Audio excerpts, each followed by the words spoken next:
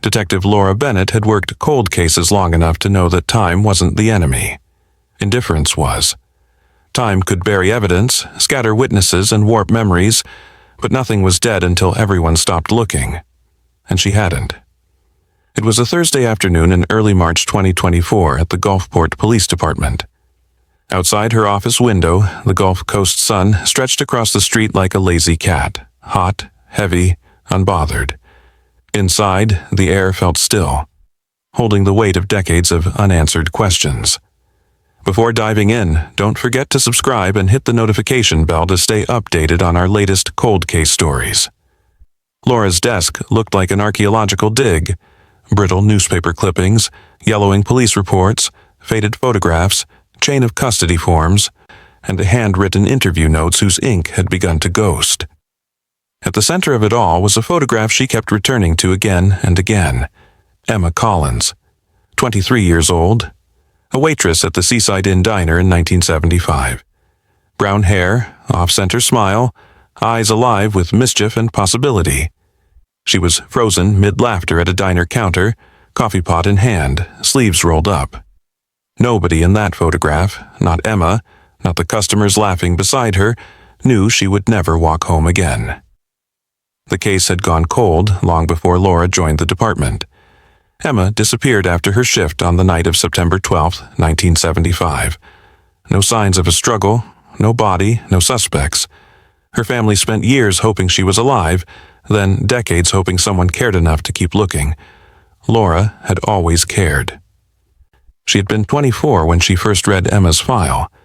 Back then, she was a rookie detective with more stubbornness than experience. Now, almost 3 decades later, she was one of the most persistent cold case experts in the Gulf region, and Emma's smile still haunted her.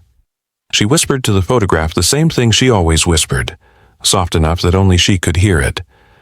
"I'm not done, not yet."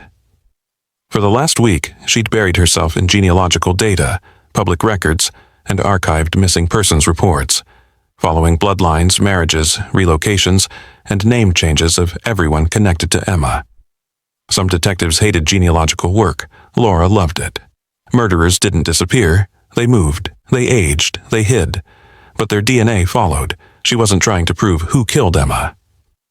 She was trying to build a list of everyone connected to Emma's world in 1975, people who could be compared to preserved biological evidence. No fingerprints had survived.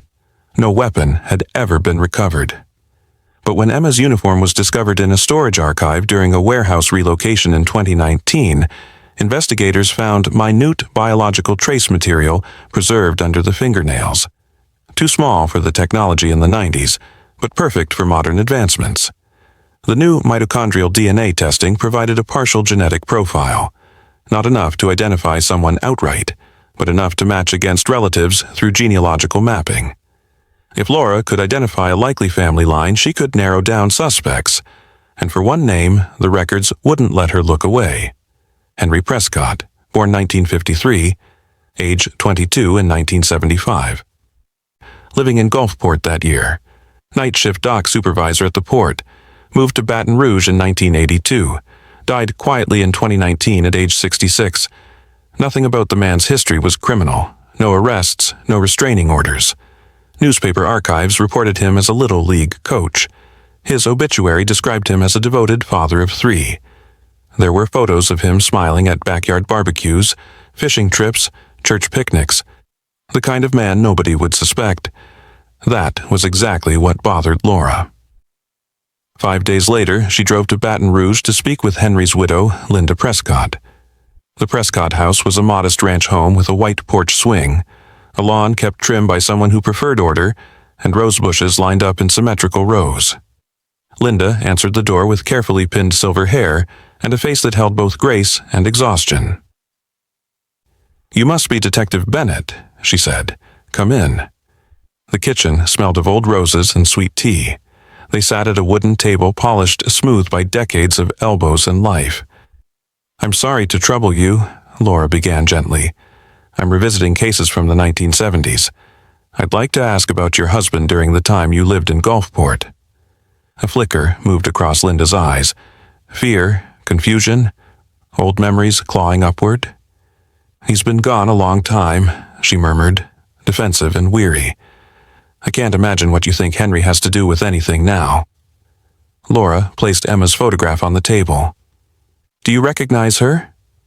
Linda stared at the picture.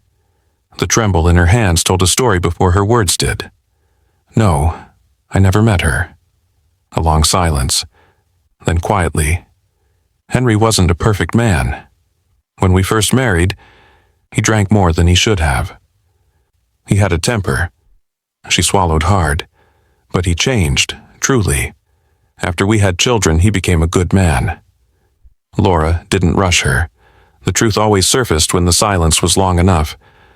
"Are you asking me," Linda finally whispered, "whether my husband might have hurt someone before he became the man I knew?" Laura held her gaze. "I'm asking whether you ever sensed a part of him he didn't want you to know." Slowly, painfully, Linda nodded. "I used to wonder what happened in his life before he met me. Whenever I asked about Gulfport, he shut down. He never spoke about friends or work or anything from that time. It was as if that whole part of his life didn't exist." She wiped her eyes. "But I stayed quiet. I wanted my husband, not his past." There was no malice in her words, only regret. Laura stood to leave. She didn't show the DNA request form in her bag. She didn't mention the trace evidence. Not yet. Compassion mattered. Truth could wait. As Laura walked out the door, Linda called after her. "If he did hurt that girl, I want to know. I don't want to live blind anymore." 2 weeks later, the lab results arrived. Laura stood in the center of her office, not sitting, not breathing, holding the one sheet of paper that 50 years of detectives had been chasing. Partial family match. Genetic material preserved under Emma's fingernails belonged to someone within the Prescott bloodline. Not conclusive proof that Henry was the killer, but scientifically undeniable evidence that Emma fought someone closely related to him. Her pulse hammered.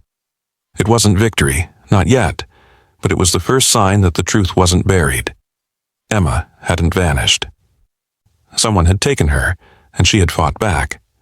The report contained something only an investigator would recognize as an earthquake. Trace carpet fiber type matched to flooring samples from Seaside Inn, second floor renovation records, 1975. Second floor. Emma had disappeared from the diner downstairs. Someone took her upstairs. It wasn't proof of a specific room, but it was proof of a location, a direction, a path. Laura returned to the unedited 1975 file, flipping to an overlooked page, a housekeeper's statement. Unregistered male guest stayed on the second floor that night. No name, paid cash. The original detective dismissed it. No room number, no name, no evidence of a crime. To Laura, it was everything. This was no longer a disappearance. Somebody had taken Emma upstairs. Somebody strong enough to subdue her, but not without a fight. Somebody she scratched. Somebody whose DNA ended up under her fingernails. Somebody from the Prescott bloodline. The truth wasn't conclusive yet, but it was forming. Layered, evidence-based, and undeniable in direction. Emma didn't walk out into the night. She never made it outside the building. She had been taken upstairs. And Henry, by timeline, job schedule, and proximity, was the only Prescott family member known to be in Gulfport that night. It wasn't courtroom proof yet, but it was investigative gravity. Everything pulling toward one man. Laura set the photograph upright on her desk, next to the report. She whispered again, but this time her voice didn't tremble. "We're getting there, Emma." The day the locksmith finally opened the old cedar cabinet in Linda Prescott's attic, Laura felt a chill run down her spine. The cabinet had been locked for decades, untouched since Henry Prescott's death in 2019. Papers and boxes filled the space, dust layering everything like a soft gray blanket. Among the mundane, insurance documents, tax records, old letters, Laura spotted something different. A black notebook, its leather cover scratched and worn, like it had been carried and hidden with care. She opened it gingerly. The pages were filled with tight, meticulous handwriting. Dates, observations, plans. March 14th, 1975. Emma Collins. She trusts easily. walks home alone after work, smiles at strangers, but I can see her fear when she thinks no one watches. Laura's stomach turned. These were not random notes. These were plans, studies, premeditation. Linda, standing beside her, visibly trembled. I never knew. Her voice cracked. All these years, I thought he had only been temperamental. But this is something else. Laura nodded. I know it's hard, but this notebook could help us find more victims, give families closure. Linda swallowed and whispered, Then take it. Do what you have to do. Back at Gulfport PD, Laura examined the notebook in detail. Every entry followed a pattern. Observation, target selection, and a chilling note of intent. Prescott had tracked women for weeks, sometimes months, noting routines, behaviors, and vulnerabilities. One page read, July 3, 1976, Teresa Lang. Confident, refuses to date me twice. I will show her. Alone after work. No boyfriend, no protection. The precision, the cold calculation, was undeniable. Laura called the FBI cold case unit, sharing images of the notebook, along with photographs found hidden in the cabinet. Some images were of young women in public spaces, seemingly unaware they were being watched. One photograph caught Laura's attention. A young woman, 24, walking along a Baton Rouge street, carrying a stack of books. Her name was Catherine Duval, now 69, living quietly in Lafayette. Laura reached out immediately. Catherine's first reaction was disbelief. Why now? After all these years? What could you possibly want from me? Laura spoke gently. You survived an attack in 1978. Your testimony could help us understand how Prescott chose his victims and why some lived while others did not. Catherine's hands shook as she recounted the night Prescott had approached her. She had been walking home from her night shift at a local library when a man had blocked her path, hands reaching for her throat. She had kicked, scratched, screamed, and managed to flee. Police had taken her statement at the time, but without concrete evidence, the case went nowhere. Laura reassured her. Your survival matters. You fought back, and your story can help protect others, even decades later. After hours of recounting, Catherine handed over a small notebook she had kept in secret, a personal diary. She had written down everything she remembered. Prescott's description, his voice, the attack itself. Her words confirmed details in Prescott's black notebook, solidifying the connection. As weeks passed, Laura's investigation expanded. She cross-referenced Prescott's employment records with unsolved murders and disappearances along the Gulf Coast. It became clear he had been everywhere women were killed during that period. A pattern emerged from 1975 to 1980. Gulfport, Biloxi, Baton Rouge, Mobile, New Orleans. Prescott's jobs as a dock supervisor and construction consultant allowed him to move fluidly between cities without raising suspicion. By June 2024, Laura had identified 3 additional potential victims. Rebecca Tran, college student, disappeared from a Baton Rouge parking lot in 1977. Angela Ross, nurse, vanished from Mobile in 1978. Nicole Bennett, teacher, last seen in Gulfport in 1979. Families were notified carefully, many still grappling with the uncertainty of what had happened to their loved ones decades earlier. Some had spent their lives believing the women had simply vanished or had run away. Rebecca Tran's mother, now 83, wept when Laura called. We always knew she didn't just leave. A mother knows. A mother always knows. During this period, a retired FBI profiler, Dr. Eleanor Briggs, contacted Laura. She had spent decades interviewing serial offenders and building psychological profiles. Detective Bennett, Dr. Briggs wrote, I believe I can help connect some dots. I worked on a case in Baton Rouge in 1979 involving Patricia Landry. She survived a strangulation attempt. The attacker was never caught, but her description matches Prescott. I have the sketches and files. The composite sketch arrived via email.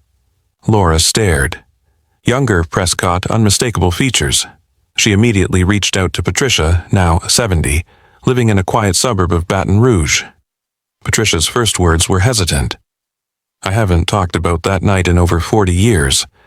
I thought I had buried it, Laura reassured her. You survived because you fought. Your experience matters. It will help us understand him and the pattern of attacks. Over several sessions, Patricia recounted the attack in meticulous detail. Prescott had approached her after her shift at a local grocery store, asking for directions. When she turned, he grabbed her, hands around her throat. She had scratched him, kicked him, screamed. A nearby security guard had intervened, causing Prescott to flee. Your survival gave us insight into his methods, Laura explained. It helped us confirm patterns in other cases. You are the reason we understand how he chose his victims. Patricia, tears in her eyes, finally asked the question Laura had anticipated. Did my actions save anyone else? Laura hesitated. Not directly, no, but your fight matters. It shows he could be resisted. You lived, and your story will help prevent future victims. Patricia nodded slowly. He's dead, right? Yes, he died in 2019. Patricia's expression softened, a mixture of relief and lingering rage. Good, I hope it hurt. By August 2024, Laura had confirmed 10 victims, with 4 more suspected, spanning from 1975 to 1980. Each identification brought closure to families, and the community of Gulfport and surrounding areas slowly absorbed the news. Memorials were organized, photographs shared, and stories told, not just of the victims' deaths, but of their lives. Diane Murphy, Susan Hartley, Angela Ross, Nicole Bennett, Kelly Preston, Marie Doucet, Brenda Cho, Emma Collins, Margaret Fields, and Teresa Lang, names that had once been forgotten, were now being remembered publicly for the first time. Families expressed gratitude, some cautiously, some with overwhelming emotion. Michael Murphy, Diane's brother, had become an advocate for cold case justice. He spoke at memorials, emphasizing that remembering the lives lost was just as important as solving the crimes. In the quiet aftermath of these revelations, Laura reflected on the work ahead. Prescott's crimes had opened a window into decades of unsolved cases along the Gulf Coast. Each solved case illuminated new leads, new victims, and new families still seeking closure. Her next goal: consolidate all records, cross-reference for patterns, and ensure no further Prescott victims remained unidentified. She knew the work was far from over. Each folder on her desk, each name etched in old police reports, represented a life cut short. She owed them, and their families, the truth. Laura sat at her cluttered desk in the Gulfport cold case unit, the late afternoon sun slicing through the blinds, casting long stripes across stacks of folders and evidence boxes. The city outside seemed indifferent. Waves rolling quietly against the pier, gulls calling overhead. She rubbed her temples, fatigue pressing in from the long hours she had spent over the past few months. Each folder she opened contained fragments of someone's life. Missing persons reports, yellowed photographs, transcriptions of witness statements, and old case notes that sometimes smelled faintly of mildew. Prescott had left a trail that spanned nearly a decade, and the deeper she delved, the clearer it became that the scale of his crimes was far larger than anyone had imagined. Her computer chimed with an incoming email from the Corpus Christi Police Department. Laura opened it quickly, scanning the attachments, lab results for another set of old DNA samples collected from unsolved cases. One match stood out immediately. 1979, Beaumont. Victim, Rebecca Tran, 22, last seen walking to her car after her shift at a local diner. Skin cells recovered from beneath her fingernails matched Prescott's profile. Laura felt a shiver run down her spine. The pattern was undeniable. Wherever Prescott went, women disappeared, and now, even decades later, his presence was still being traced through the evidence he had left behind. She leaned back in her chair, exhaling slowly, trying to quiet the flood of emotions that threatened to overwhelm her. These were not just statistics. These were real lives, stolen, and families who had waited decades for answers. She thought of Diane Murphy, of Susan Hartley, of Angela Ross, faces that had once haunted her dreams. And now, there was Rebecca Tran. She pulled the case file from its folder and ran her fingers along the edge of the photo, careful not to smudge the faded print. A waitress, bright-eyed, with dreams that had never been realized. Laura could almost see her behind the counter smiling at a customer, oblivious to the predator who had been watching. She picked up the phone and dialed the number listed in the file, her hand steady despite the weight of the moment. On the third ring, an elderly woman answered. "Hello? Mrs. Tran?" Laura asked softly. "This is Detective Laura Bennett from Gulfport Cold Case Unit. I'm calling about your daughter, Rebecca." There was a pause, then a shaky breath. "My daughter? Is this about her case?" "Yes, ma'am. I need to speak with you about the investigation. We have results from DNA testing that I believe confirm the identity of the person responsible." A long silence followed. Laura could hear the tremor in Mrs. Tran's voice as she whispered, "You found him?" "Yes, ma'am. We have confirmed it." The line filled with sobs. "All these years, 50 years I've waited, and now you're telling me—" Laura waited patiently, allowing the mother to release decades of grief. She knew there were no words that could truly comfort her, only the truth. And finally, the truth had a name. Over the next week, Laura traveled along the Gulf Coast, visiting families whose lives had been shattered. Each meeting was painstaking, each story a vivid reminder of the human cost of Prescott's crimes. At one home in Port Arthur, she met Angela Ross's sister, who had lived for decades with the thought that Angela had simply disappeared, gone without explanation. Now, tears streaming down her face, she clutched the folder Laura handed her. Photographs of Angela, cheerful and vibrant, proof that her life had mattered, that her death was not forgotten. Laura also met with survivors. One woman, Patricia Landry, recounted the night Prescott had attempted to strangle her in Baton Rouge. She described in detail how she had fought back, scratching his face, kicking her attacker, and how she had been saved only because a neighbor had heard her screams and intervened. Laura listened, taking notes, her heart aching with a mixture of relief and horror. Patricia's courage had saved her life, but she had carried the trauma for more than 4 decades. Laura thanked her repeatedly, reminding Patricia that her survival mattered, that her testimony could help ensure no other women would fall victim to Prescott. Back at the office, Laura pored over Prescott's old records and new evidence, creating a digital map that plotted each confirmed victim, suspected victim, and known address. Red pins formed a jagged line along the coast from Beaumont to New Orleans, a grim constellation of death. She cross-referenced travel logs, employment records, and any mention of lodgings he had stayed in during the 1970s. The pattern became increasingly clear. Prescott targeted women who were often overlooked, those working service jobs who moved through life quietly and without protection. He studied them, stalked them, and struck when the opportunity presented itself.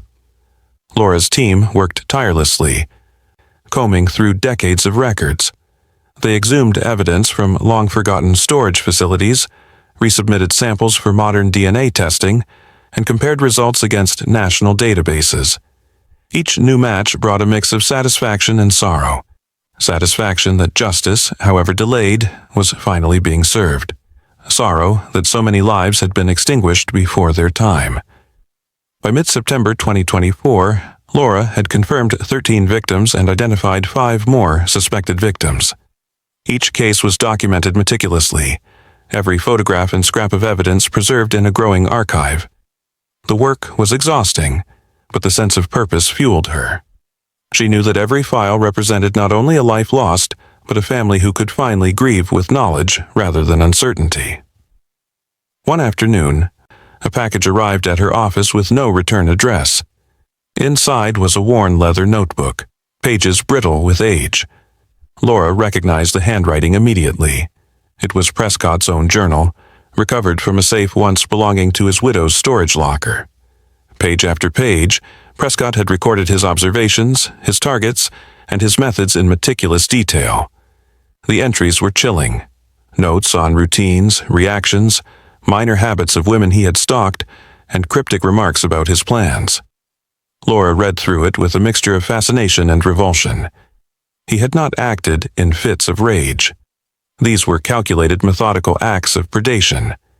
She could almost see the man who had written these notes, quiet in public, friendly to neighbors, a family man in the eyes of his community, yet harboring a darkness that had spanned years.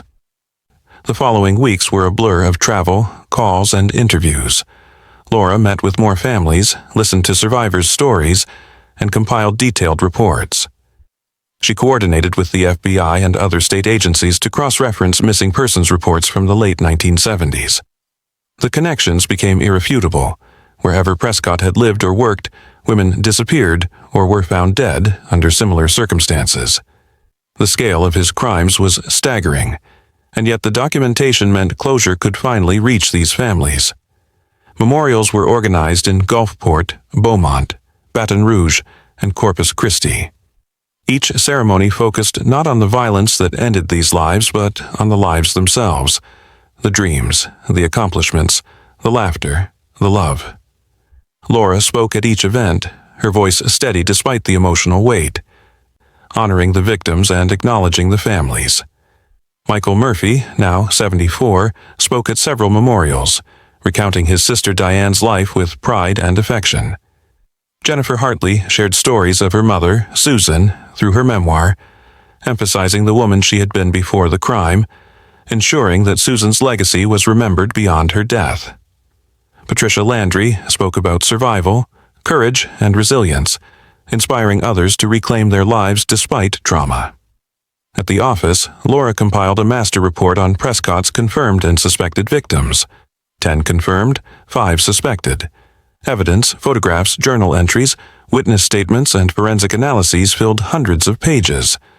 She filed the report with the FBI and local jurisdictions, ensuring that Prescott's crimes would be preserved in criminal history as both a cautionary tale and a case study for future investigators. Late one night, as she reviewed a case from 1980, a new lead emerged. A small town in Louisiana reported a missing woman whose disappearance had been overlooked at the time. Laura traced Prescott's travel patterns and found a connection. She prepared to reach out to the family, knowing that the work was far from over. Every life mattered, every case deserved attention, and every victim, known or unknown, deserved justice. The Gulf Coast slowly began to heal. Families who had waited decades now had answers. Communities recognized the importance of cold case units, funding increased, and investigative methods improved. Laura looked at her wall of photographs. Each image a reminder of the lives behind the files, the women who had been more than their deaths. Diane Murphy's photo occupied the center, the case that had set everything in motion, a symbol of perseverance, justice, and remembrance. The Gulf Coast had changed since Prescott's crimes had first gripped the region decades earlier. Luxury condos now lined the waterfronts, replacing rundown motels and old diners. Yet for Laura, each corner of the city still carried echoes of the past, the faint memory of footsteps along quiet streets, the whisper of stories long buried, the lives lost, and the families left to navigate grief in silence.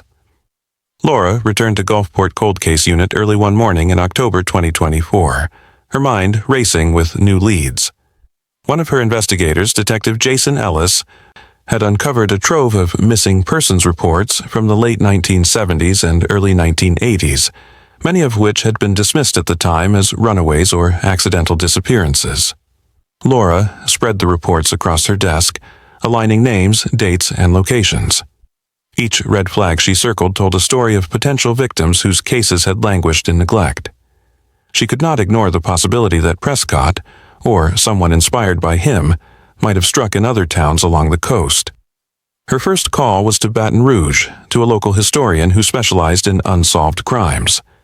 The historian had meticulously archived newspaper clippings, old police reports, and community bulletins from the 1970s. Together, they cross-referenced the reports Laura had compiled. A pattern emerged: towns where Prescott had been known to work, travel, or lodge often coincided with disappearances of young women working service jobs, particularly waitresses, clerks, or nurses. Detective Bennett, the historian said over the phone, these weren't random, they were calculated. He targeted women he thought no one would notice if they vanished. He preyed on invisibility.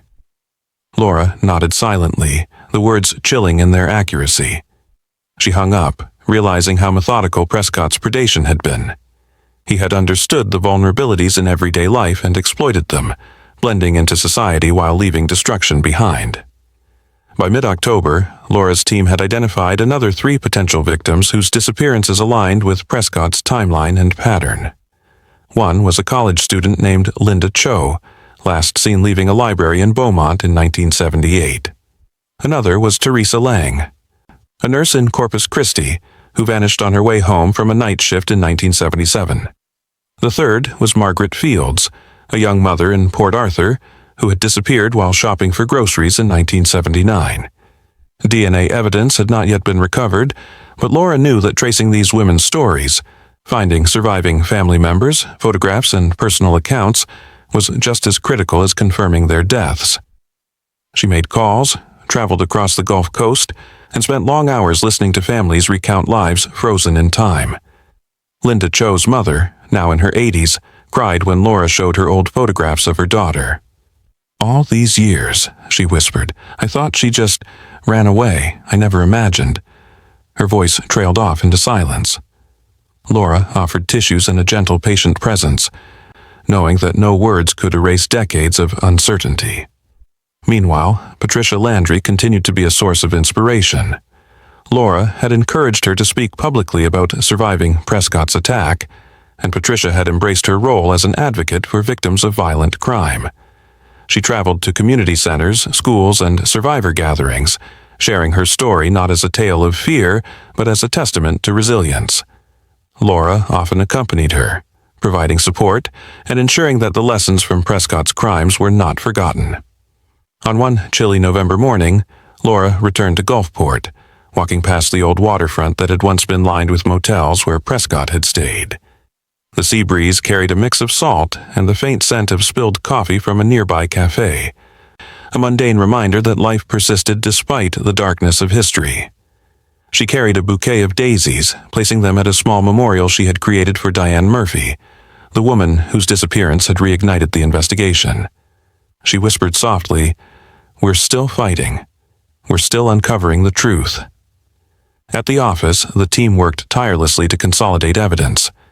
They digitized old police reports, cataloged photographs, and created interactive timelines linking Prescott's movements to each disappearance. The work was painstaking, often grueling, but each completed file represented a step toward closure for families who had waited decades. Laura often stayed late, poring over documents while the office lights cast long shadows against the walls, each photo and name a constant reminder of the human stakes. By the end of November, Laura had a complete picture of Prescott's known and suspected victims. 15 women were confirmed dead, and 7 more remained as suspected cases. Each identification brought a mix of grief, relief, and a strange sense of vindication. The city's residents began to understand the gravity of the investigation, and local media covered the progress with sensitivity, focusing on the lives lost rather than sensationalizing the crimes. Laura's attention also turned to Prescott's surviving family.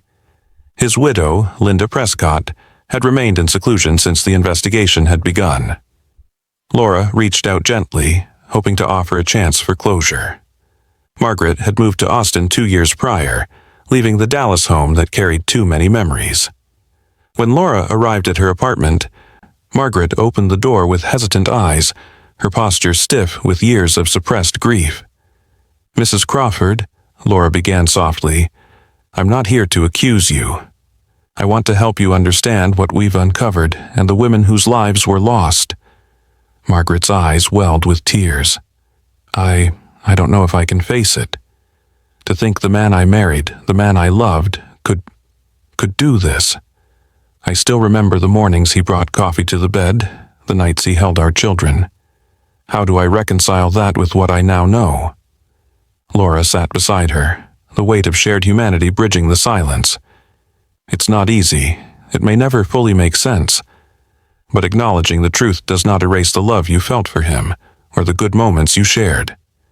It's possible to hold both truths, the man he was to you, and the man he was in secret." Margaret nodded slowly, absorbing the words. Over the next few months, she began to participate in support groups for families of perpetrators, writing letters to victims' families, and attending therapy sessions. It was not redemption, but a small, fragile step toward understanding. By December 2024, Laura and her team had organized the Gulfport Cold Case Memorial Walk, an annual event to honor victims of unsolved crimes. The first walk drew hundreds, with participants carrying photographs, wearing shirts printed with names, and walking along the seawall in solidarity with families. Survivors like Patricia Landry walked alongside them, their stories amplifying the message that survival mattered, that memory mattered, that justice, even delayed, was not meaningless. Families of confirmed victims shared their gratitude publicly. Michael Murphy spoke about his sister Diane, emphasizing that remembering her life, her laughter, and her dreams was just as important as acknowledging her tragic death. Jennifer Hartley, whose mother Susan had been one of Prescott's victims, described her memoir, which highlighted Susan's ambitions, kindness, and the person she had been before her life was stolen.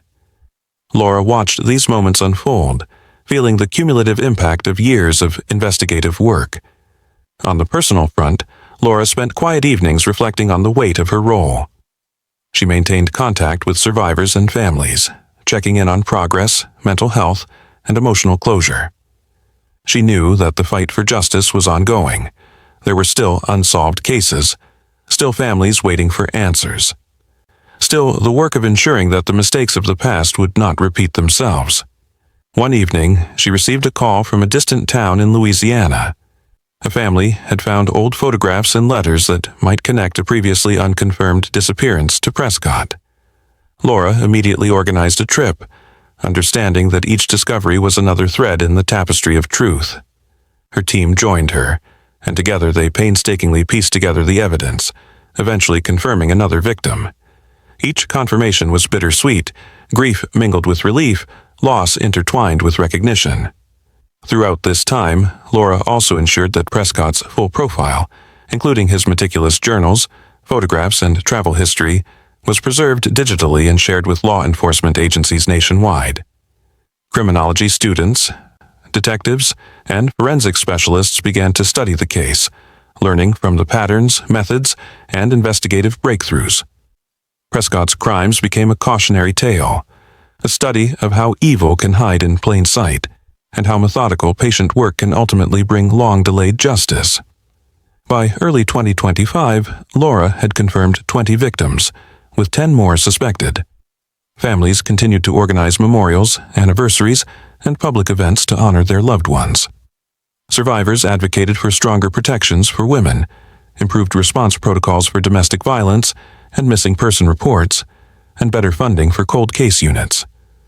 Laura watched this ripple effect with pride, knowing that the work extended beyond her desk, beyond the courtroom, into the lives of everyday citizens who would now carry forward lessons learned from Prescott's legacy.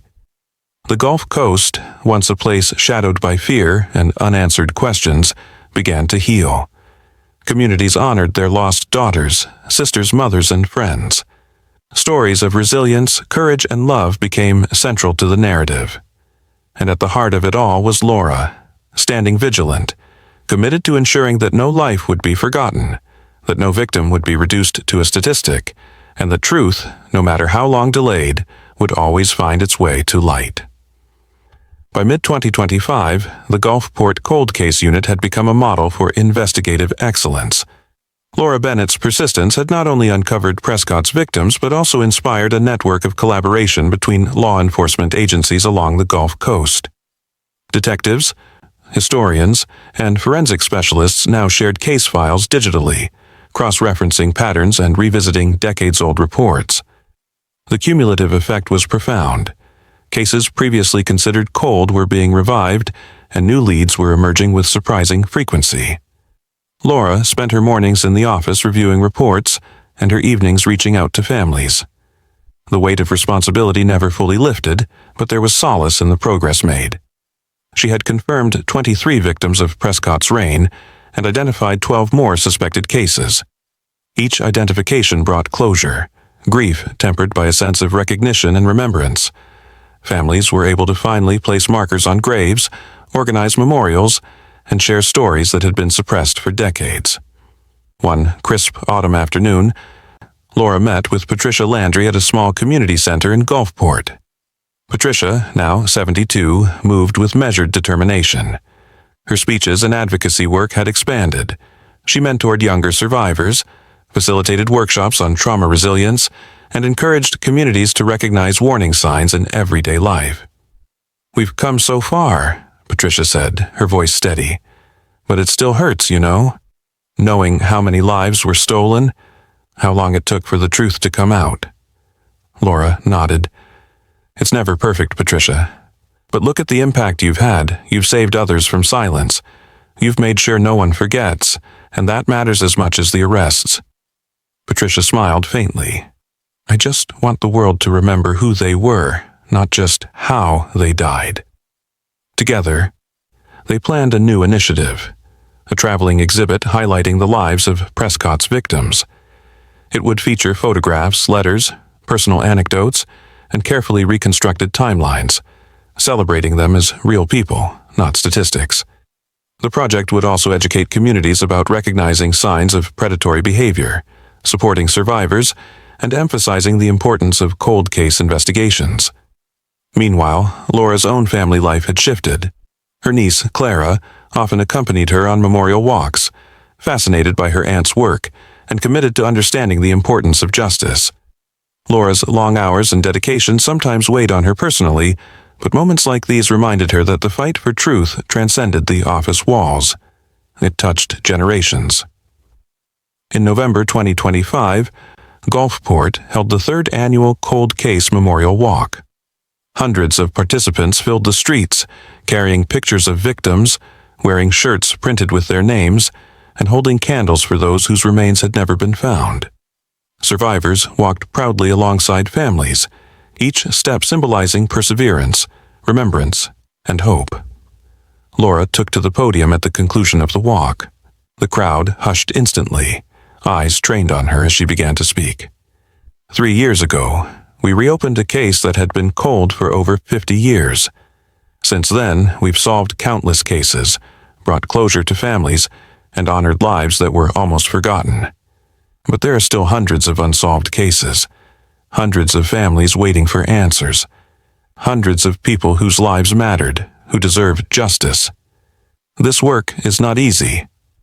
It takes time, it takes patience, and it takes the courage to face the darkness without letting it consume us. But every life we honor, every truth we uncover, makes a difference. It reminds the world that justice delayed is not justice denied. To the families who have endured decades of uncertainty, your loved ones are remembered. To survivors, your voices matter. And to those watching, listening, or reading this story, never underestimate the power of truth, perseverance, and compassion. Every life has value. Every story deserves to be told. Take a moment now to look around you. See the faces of those who fought for justice, those who endured loss, and those who survived. Imagine if each story left untold had remained hidden forever. Let this be a reminder. Your attention, your voice, and your actions matter. The crowd erupted in applause.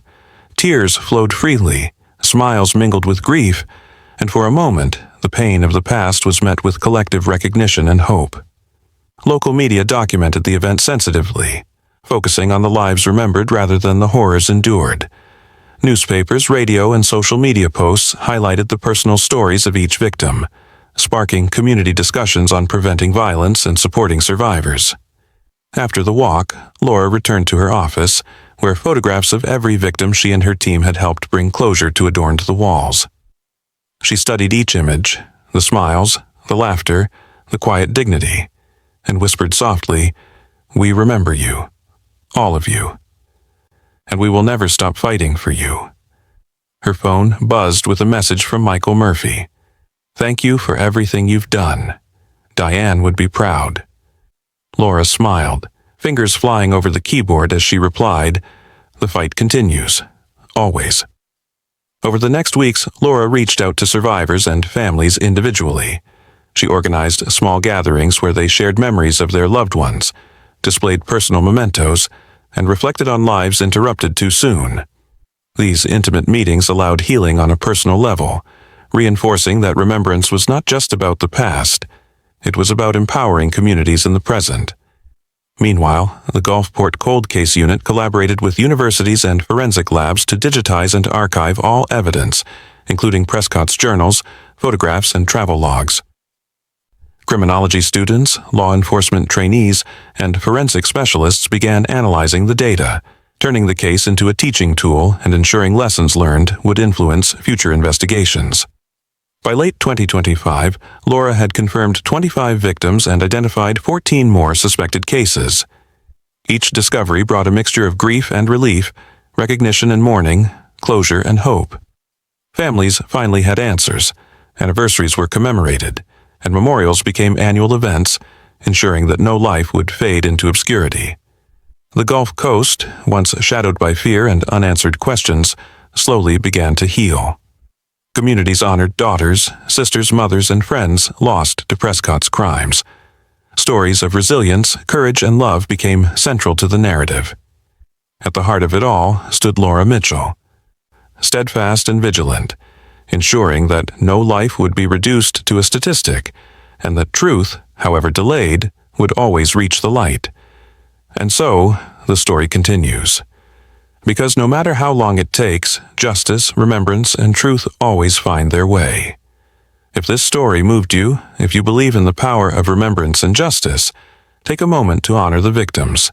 Share their stories, support survivor advocacy, and never forget the lives that were lost.